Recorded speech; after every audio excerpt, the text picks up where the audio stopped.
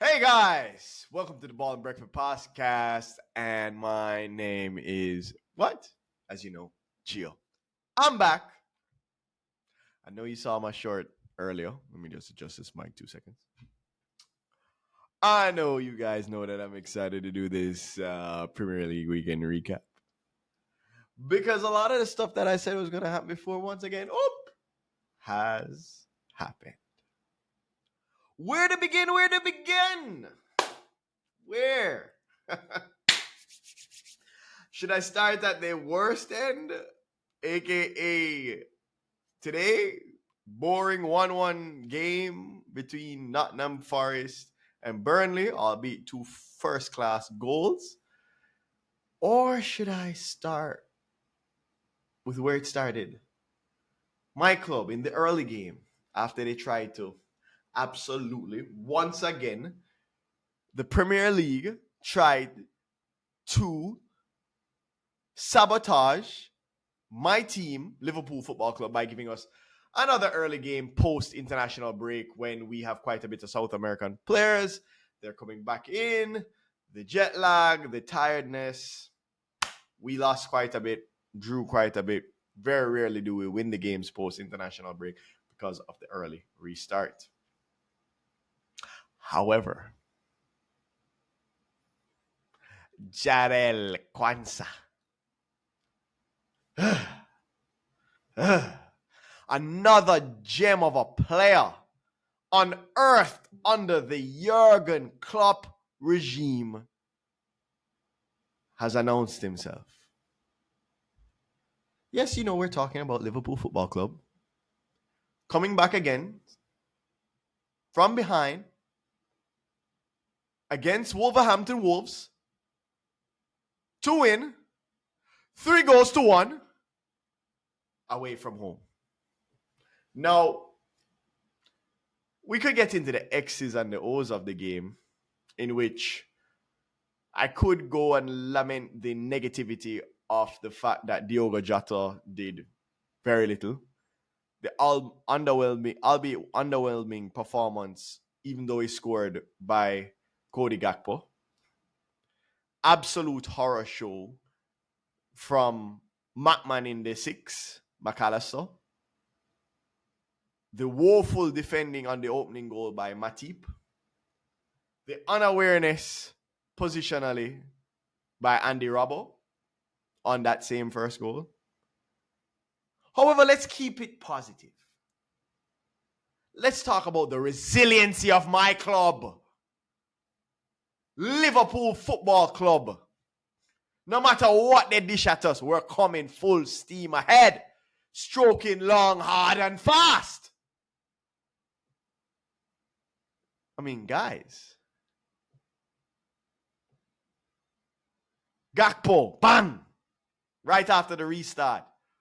I mean, very rarely do I talk or get the opportunity to talk about adjustments with Klopp. And this was finally, quick changes, formation adjusting Klopp.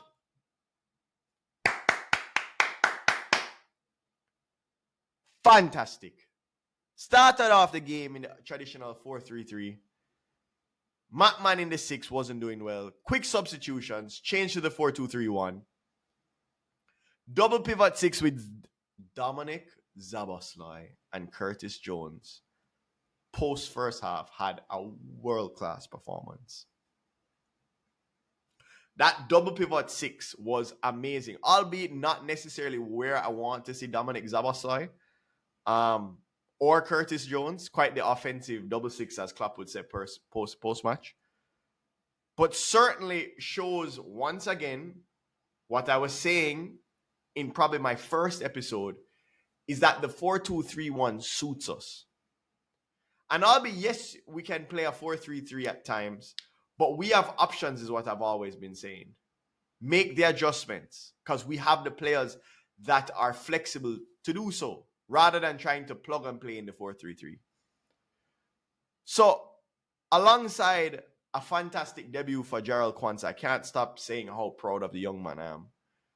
The dedication from Harvey Elliott. I don't care whether that they say is an own goal. I'm going to give him that goal. He was fantastic when he came on. Salah with the triple assist.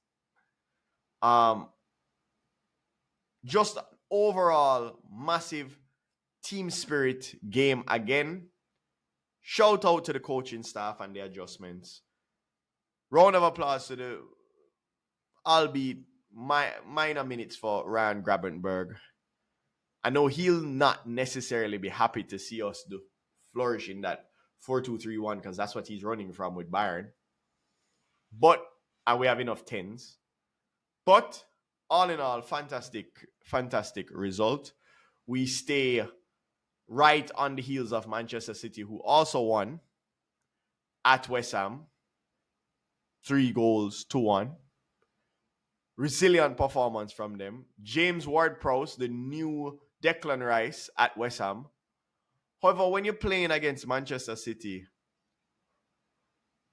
I know I predicted them to lose points at West Ham, but I mean, the constant pressure, I mean, at a point in time, it really does take a toll on the clubs that are not used to that level of high quality over and over. And more importantly, if you're not prepared to punch back consistently, force Manchester City back with your own offense, you'll never win the game. If you try and pat in, it's official. You can't be Manchester City patting in. You have to make their players defend. The Bernardo Silvas of the world, the Phil Fodens of the world, you have to turn their back to their goal and force them to defend on the counter-attack. If you can't put the passes together, it's not going to work. So, fantastic performance from Manchester City. Another goal for the Great White Shark, Erling Haaland.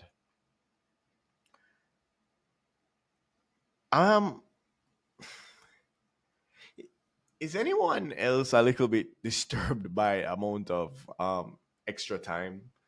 These games have been getting 12 minutes, 8 minutes. It's a little bit uncanny. I mean, usually you'd say the maximum you'd probably see is like a 5-minute, 6-minute on some very rare occasions for stoppage time. And now it seems like the very minimum that you can get for stoppages is around the 6-minute marker. Tottenham. Again, the theme of this weekend has been quality through resilience. Concede first. And then in stoppage time, boom, boom. Richarlison. Kukulevsky. Definitely nearly butchered his name. But we're seeing spirit from teams. The top teams, at least. Spirit. The top teams, at least. Going on to Arsenal-Everton. Everton being stubborn, patting in. Breaking up play. Thought it was a pretty decent game from Mikalenko, the left back at Everton. Onana played a very decent game. Check Doucouré. No, not check Doucouré. Not Doucouré, but he's not Czech. It's Czech Kouyaté. I thought Beta had a good game. Arsenal finding a way. Leandro Trossard. Brilliant finish. Brilliant finish. Brilliant work from Saka. All in all, first half performance from Martin Odegaard. But the theme in that game as well, resilience, not giving up, not getting nervous, where you would usually drop points and underperform. Seems to be the theme all the way until you get to Manchester United and Chelsea. Now, before we get into Manchester United, I want to start with Chelsea Football Club because there are quite a few viewers that believe that I have this absolute need to come on this podcast and absolutely trash Manchester United. And I'm saying I'm an equal opportunist outside of Liverpool. There's enough shit to go around, guys. And Chelsea seems like the toilet of the year too. I mean,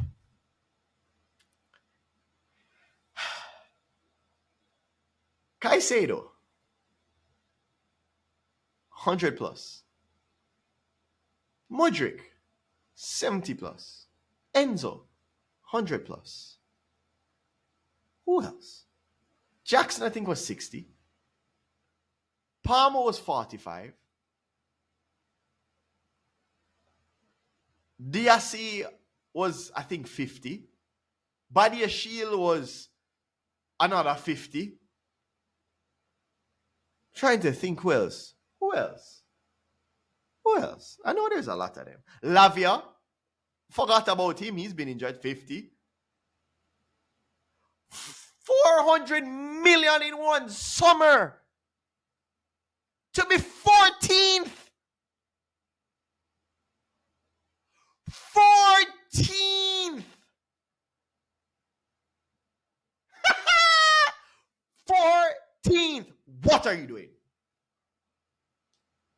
This is one of those scenarios in which I'm not inclined to think it's the manager. Because, guys, say what you will, Pochettino is an elite manager. Don't care what you say. Took Tottenham to the Champions League final.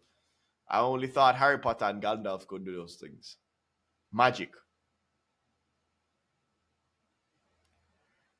There is a disturbing cultural change happening at Chelsea, surrounded around big bucks and small balls. No type of fight. I mean, look on I cannot believe I don't know why I thought Jackson was going to be a good player this season. He looks abysmal. And it dawned on me. Two critical things you don't get in the Premier League. Time, space.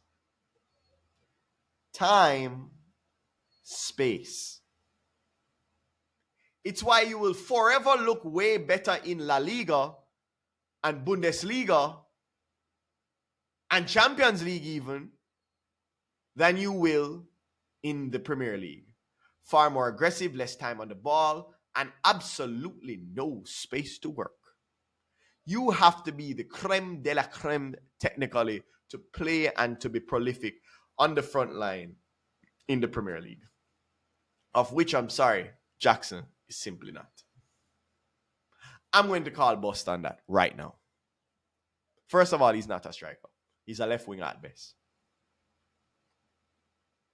I thought that in the game, the person that had the highest likelihood, however, which is a little bit of a silver lining in the cloud, to cause any type of damage was Mykhailo Mudryk. One error that Pochettino did was taking him off. I think around the 65th minute. Had a good 1-2 with Jackson.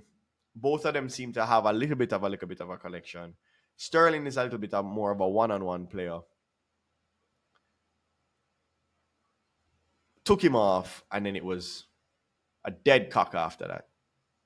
Not even 3 blue pills could get Chelsea up. I mean, abysmal. Justin Kluivert nearly destroyed them at the end. Coming from a class family like Kluivert. Shout out to Bournemouth getting that point, because I believe over the time, over the season, I'm still going to say that Pochettino is going to figure it out. I'll go on a limb and say Pochettino will figure it out. I can tell you who I don't think is going to figure it out. Erik ten Hag won't figure it out. Because there's nothing to figure out.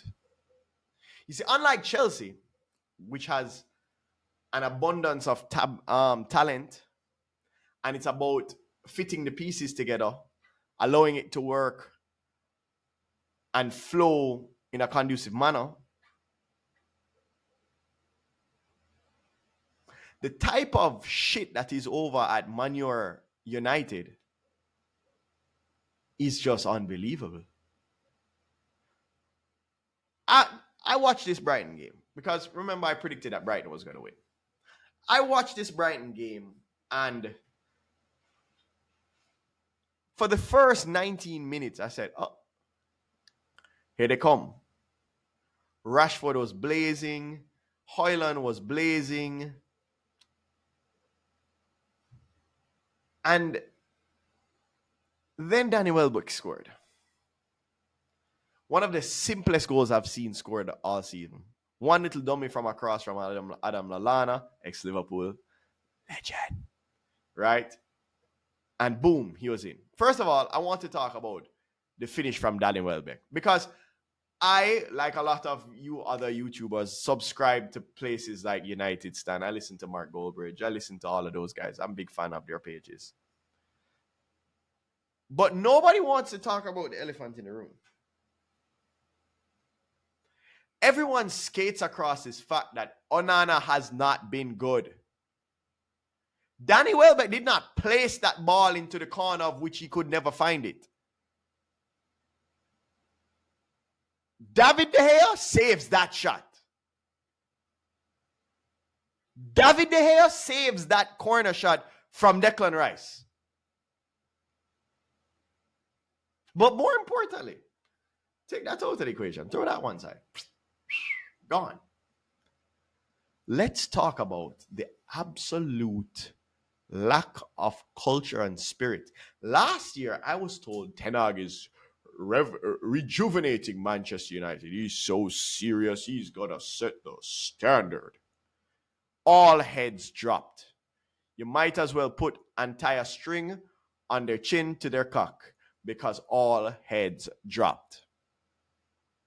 Manchester United, no balls, no fight, no resiliency,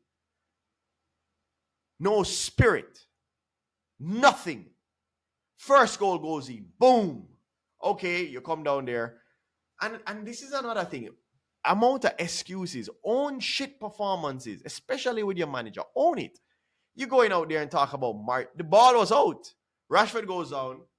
One of the few times that he actually goes down on the byline, squares it in, and okay, Highland scores, but VAR says the ball was over the line. You guys going to say, oh, the refs are out to get you. They weren't out to get you when Onana gave that penalty away to Wolves.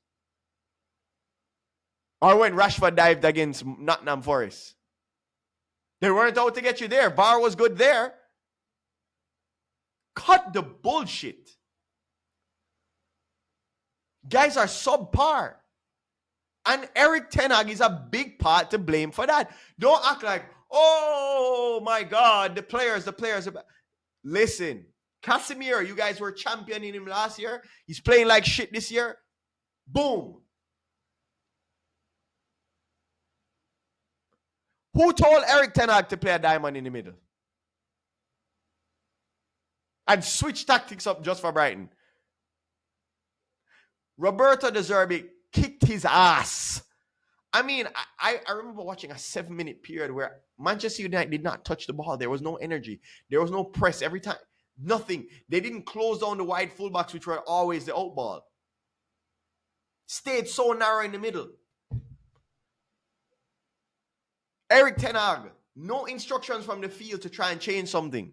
It's obvious. It was apparent from the first goal scored, it wasn't going to work. You go in at halftime, and immediately post halftime, you concede again.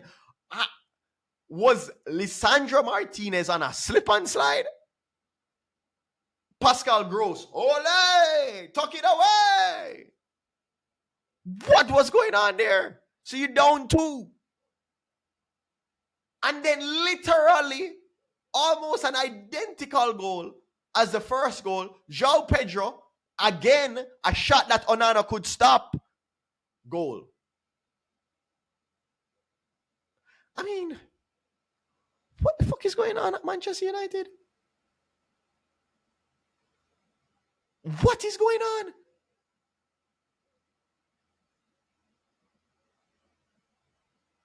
And guys, you cannot blame the Glazers. The Glazers spent money. I don't care what anybody says. The Glazers have spent money. 55 million Mount injured. 75 million on a Highland injured. Anthony, Glazers never told him not to perform and go get a rape case or an abuse case. Casemiro, 65 million. They spent the cash. Nobody told Casemiro to get old. You guys championed him when he came in. Don't run and scapegoat Talk about the real thing. Your manager is getting it wrong. Wake up, smell the coffee, yo. 13th, I don't care what you guys want to blame on the Glazers. 13th, they've spent more money than 13th.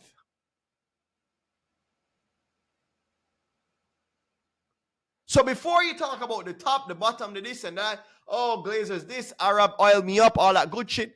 Yo, shit is on the field. And no matter what you think, the Saudi Arabians are not coming in tomorrow and buying 11 new players. They can't. It didn't happen at City. It's not happening at Newcastle. It wouldn't happen at Manchester United.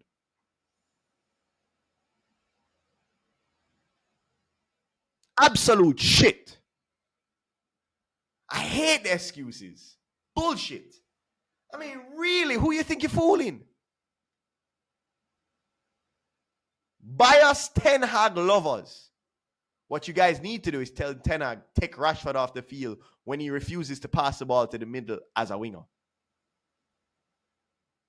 Favorites FC.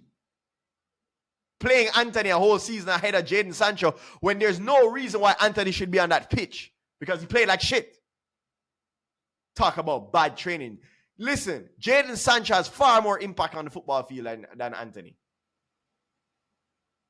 But you want to ostracize him. Why? Because he didn't come from the Ajax setup when you were there. Favorites football. Bullshit from Ten Hag. Call it what it is.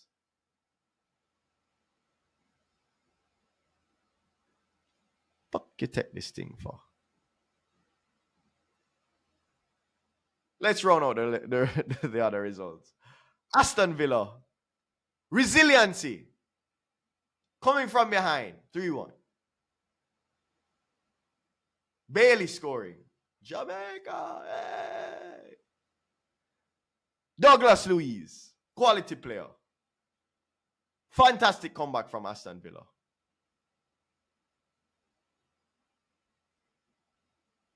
Guys, let's not make stupid excuses. Let's not be biased. No, with fandom, that's the tendency, but let's not be biased. Cut the bullshit. Let's get real. And that's all I have to say for this week's match recap for the Barclays Premier League. My name is Gio, and that's the Ball and Breakfast podcast, and we out. Goal!